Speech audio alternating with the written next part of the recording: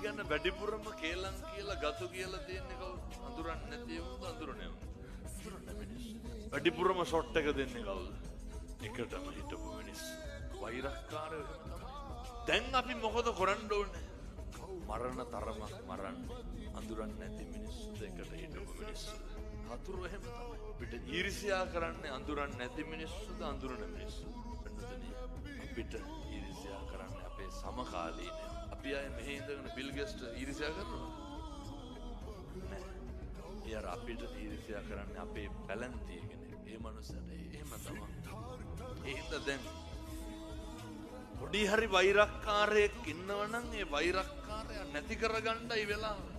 මේ මනුෂ්‍ය ආත්ම භාවයක් ලබන එක දුර්ලභයි.